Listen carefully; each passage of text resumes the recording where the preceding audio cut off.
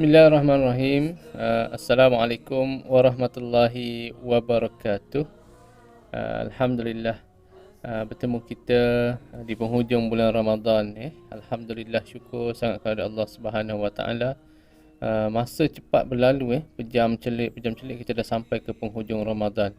Hari ni kita nak berkongsi sedikit lah berkaitan dengan amalan-amalan yang mungkin kita boleh laksanakan di penghujung Ramadan.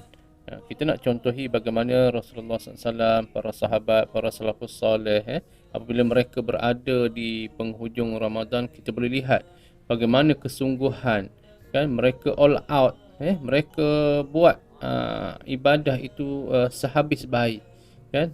Tambahan bila di penghujung Ramadan ini kita sedang memburu malam yang dinamakan sebagai malam Lailatul Qadar. Lailatul Qadri khairum min alfi syahr, kan. Malam Lailatul Qadar, yang mana malam Lailatul Qadar itu lebih baik daripada 1000 bulan. Okey, baik. Jadi insya-Allah pada hari ini kita nak cerita tentang iktikaf. Iktikaf. Kita biasa dengar perkataan iktikaf. Iktikaf tu apa? Okey. Kalau tengok dari sudut syarak, iktikaf itu adalah membawa maksud menetap di dalam masjid. Bila kita menetap dalam masjid dengan tujuan kurbah. Kurbah ni maksudnya kita nak mendekatkan diri kita kepada Allah Subhanahu Wa Taala, yang dilakukan oleh seorang individu muslim yang mumayyiz, yang berakal, yang suci tubuh badannya daripada junub atau haid atau nifas, dan dia menghalang dirinya daripada sebarang syahwat. Jadi ini adalah dinamakan iktikaf.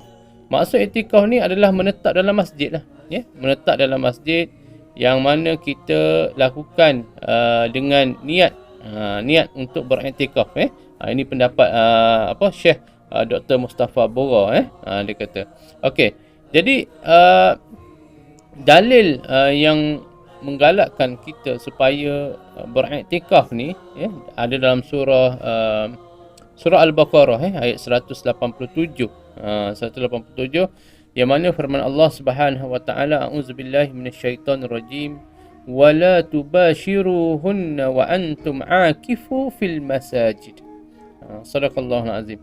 Maksudnya dan janganlah kalian bermesra-mesraan dengan isteri-isteri kalian dalam keadaan kalian sedang beriktikaf di dalam masjid. Okey. Dan dalil pensyariatan ibadah iktikaf ni, kalau kita lihat dalam hadis Nabi sallallahu alaihi wasallam, dalam sebuah hadis yang diriwayatkan daripada Abdullah bin Umar radhiyallahu anhuma, yang mana beliau telah berkata, kana Rasulullah sallallahu alaihi wasallam ya'takiful ashrul awakhir min Ramadan. Kan, adalah Rasulullah sallallahu alaihi wasallam itu beriktikaf pada 10 hari terakhir bulan Ramadan. Hadis riwayat Bukhari. Jadi kat sini kita boleh lihat bagaimana Rasulullah sallallahu alaihi wasallam beriktikaf 10 hari bulan Ramadan, dan kita sekarang berada di 10 hari bulan Ramadan. Jadi jom kita sama-sama beriktikaf, datang ke masjid pada malam hari, niat masuk ke masjid itu dengan niat nawaitul i'tikaf fi hadzal masjid lillahi taala. Saja aku beriktikaf dalam masjid ini kerana Allah Subhanahu Wa Taala. Kan, i'tikaf duduk bertawakuflah di situ. Kan, beriktikaflah di situ. Kan, kalau boleh sebelum i'tikaf tu kita dirikan juga kan, kalau boleh sebagai adab yang lagi cantiknya kita tunaikan juga solat tahiyatul masjid.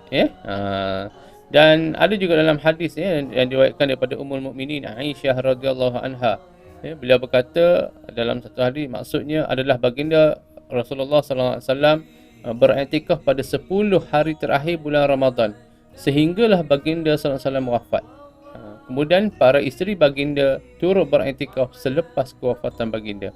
Hadis riwayat Muslim.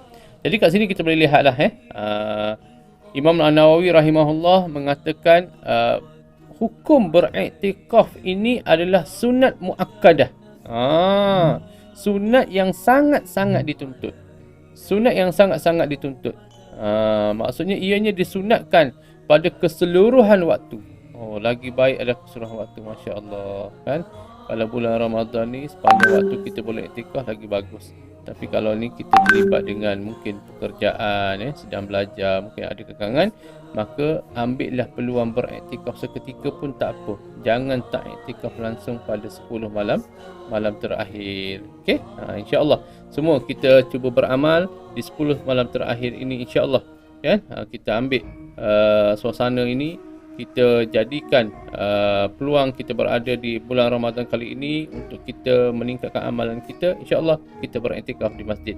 Assalamualaikum warahmatullahi wabarakatuh. Jumpa lagi.